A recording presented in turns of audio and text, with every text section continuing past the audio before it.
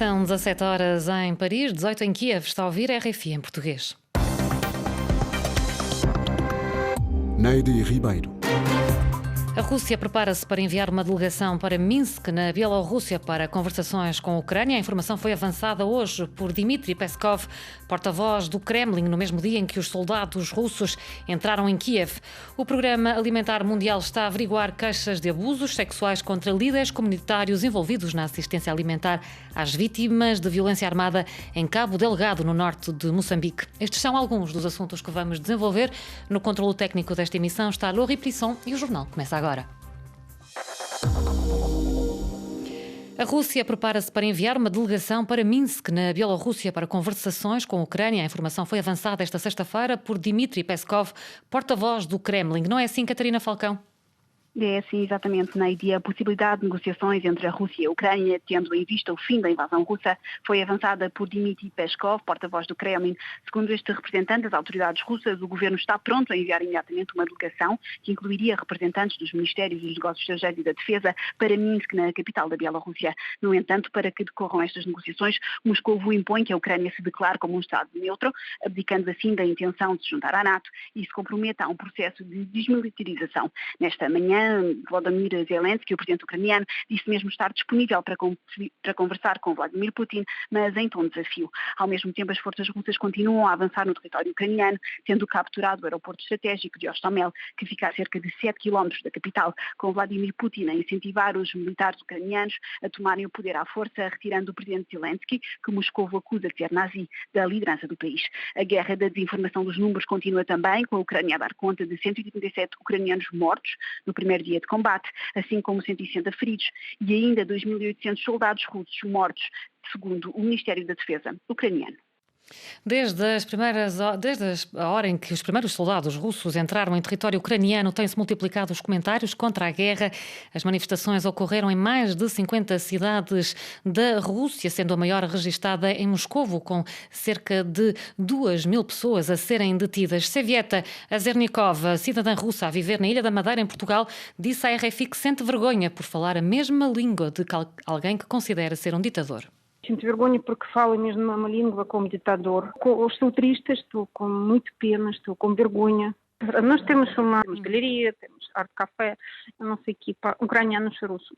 Nós trabalhamos juntos há 6 anos, sempre vivemos como os amigos. E agora eu não consigo olhar, porque eu tenho vergonha de falar também, de falar com estas pessoas. Tem família nos dois lados? O que é que elas lhe dizem? O que é que elas estão a viver neste momento? Nós não dormimos bem, nem russos, nem ucranianos, porque estamos com medo de receber uma notícia, porque estamos muito preocupados com os amigos. Recebemos mensagem do filho do meu marido, que está agora numa cidade calma, ainda calma, mas cidade que pode ser próxima, porque a cidade tem acesso ao mar, que é muito importante para os russos também. Por exemplo, ontem na minha cidade, São Petersburgo, foram muitas pessoas.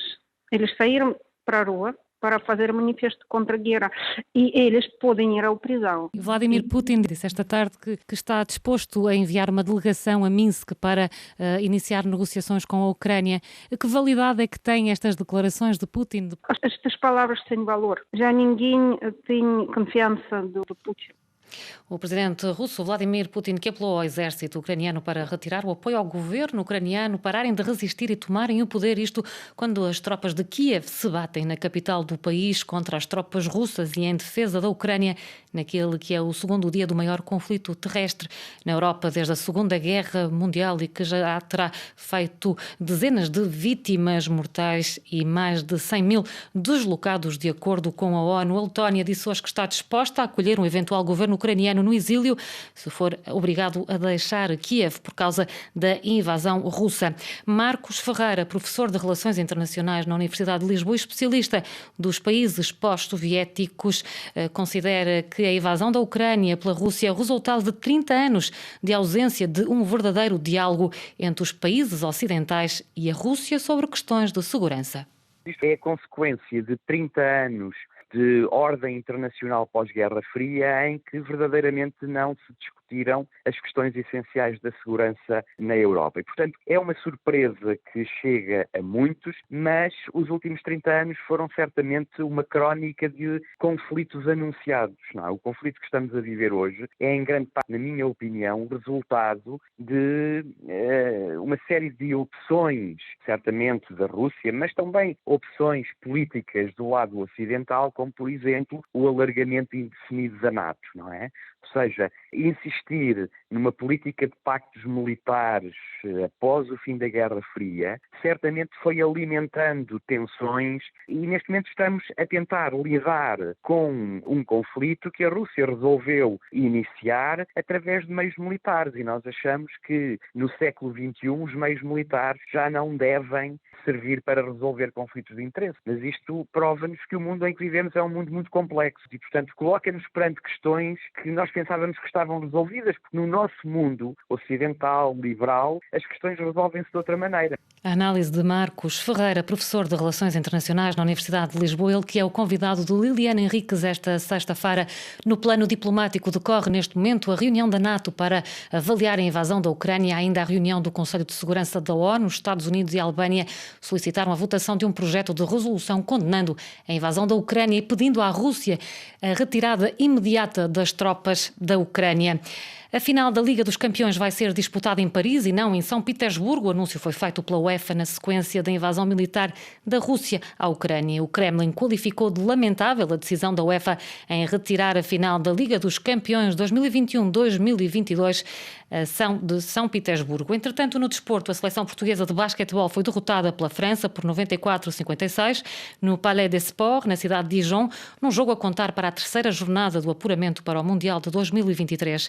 Em entrevista à RFI, Sérgio Ramos, treinador adjunto de Portugal, fez a análise da partida. Fizemos uma primeira parte em que cumprimos com o plano de jogo, controlámos o ritmo do jogo, executámos melhor do ponto de vista ofensivo, não permitimos muitos contra-ataques da França, jogámos muitas vezes em defesa posicional, que era aquilo que nós queríamos, portanto obrigar a França a jogar em ataque posicional, e depois na segunda parte não o conseguimos fazer. Tivemos mais dificuldades do ponto de vista da nossa execução ofensiva, tivemos mais dificuldades de lançar a bola ao cesto, e isso provocou também, do ponto de vista mental, que nós não estivéssemos tão bem do ponto de vista daquilo que era essencial para o jogo, que era defensivamente recuperarmos bem, obrigámos a França a jogar em meio campo, eles fizeram muitos gestos fáceis, e o jogo foi evoluindo. Eu acho que é uma pesada derrota, acho que os nossos jogadores não tiveram tão mal, fizeram uma primeira parte acima daquilo que eram as nossas expectativas, sabíamos que era um jogo difícil, e depois a segunda parte foi mais difícil. Não tivemos a capacidade de reagir à capacidade defensiva da França, que nos pressionou muito, roubou muitas bolas, marcaram gestos fáceis e nós quebrámos um bocadinho mentalmente. É verdade que a questão física também pode influenciar, influenciou certamente, mas vamos reagir, vamos tentar corrigir esses pequenos detalhes. Sabemos que domingo vai ser um jogo também difícil, mas eu acho que podemos fazer melhor. Sérgio Ramos, treinador adjunto de Portugal, entrevistado por Marco Martins. Na atualidade africana, o Programa Alimentar Mundial está a averiguar queixas de abusos sexuais contra líderes comunitários envolvidos na assistência alimentar às vítimas de violência armada em Cabo Delgado, no norte de Moçambique. Orfeu Lisboa tem mais informação.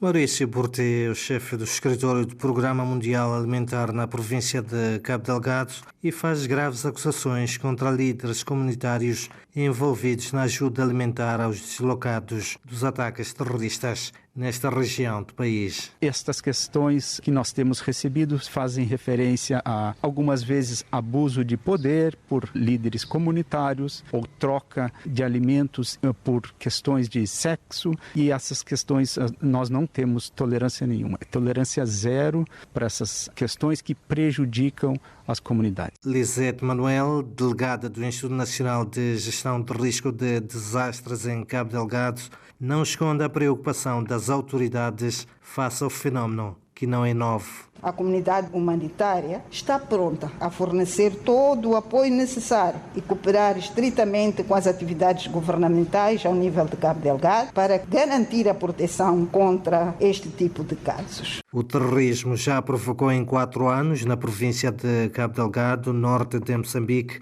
mais de 3.000 mortes e acima de 850.000 deslocados, na sua maioria ainda necessitando de assistência alimentar. De Maputo para a RFI, Orfeu Lisboa. Em Angola, o líder do movimento do protetorado português Lunda Choca, José Mateus Zeca Muchima, e 24 arguidos foram hoje condenados a 4 anos e meio de prisão efetiva. Eles eram acusados de crimes de associação de malfeitores, rebelião armada, prática de ultraje ao Estado e aos seus símbolos.